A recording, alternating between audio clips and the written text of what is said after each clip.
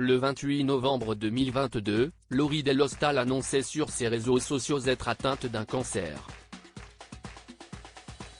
Afin de le combattre, la journaliste sportive est sujette à de lourds traitements qu'elle tente de rendre le moins douloureux possible, comme elle l'a expliqué sur Instagram le 21 février 2023. Depuis 2011, Laurie Delhostal fait partie du paysage médiatique français. Sur Canal+, la journaliste sportive, âgée aujourd'hui de 42 ans, a présenté tour à tour aussi bien des émissions de Formule 1 comme la grille avant chaque Grand Prix du dimanche, King of the Day, axé sur la Premier League, le prestigieux championnat de football anglais, ou encore Dimanche Soir Sport, toujours sur les antennes de chaînes cryptées. En quelques années, celle qui a grandi dans le département de la Drôme a réussi à se faire une place de choix. Mais le 28 novembre 2022, la passionnée de sport a annoncé être atteinte d'un cancer. Il y a un mois tout juste on m'a dit, vous avez un cancer. J'ai découvert les ARM, PET-scan, le PAC. Plein de médicaments pour ne pas vomir. Le bonnet de water polo glacé pendant la chimio, a-t-elle livré en toute transparence.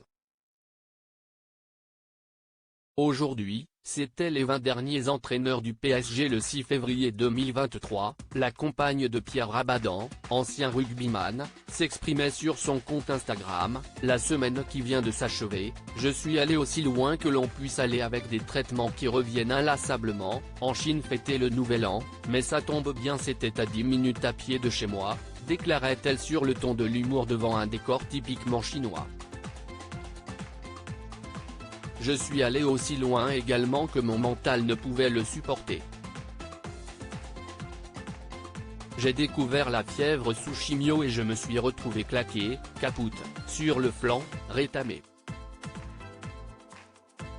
Le mardi 21 février 2023 dans sa story Instagram, relayée par Pure People, la journaliste, qui a préféré s'éloigner des plateaux de télévision, s'est une nouvelle fois exprimée sur son quotidien forcément particulier. Combien de litres de larmes derrière cette porte ? 72, je ne suis plus une débutante ou 146, je hais les ARM.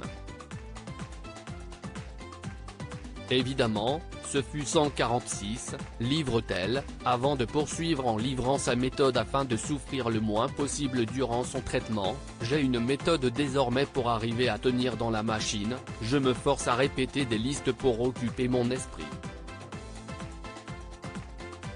Aujourd'hui, c'était les 20 derniers entraîneurs du PSG. Dans le bon ordre 1. Et les 20 derniers entraîneurs de Marseille, histoire de préparer le classique de dimanche. Avant de conclure, à très vite pour de nouveaux tips, conseils. Une façon, aussi, de dédramatiser.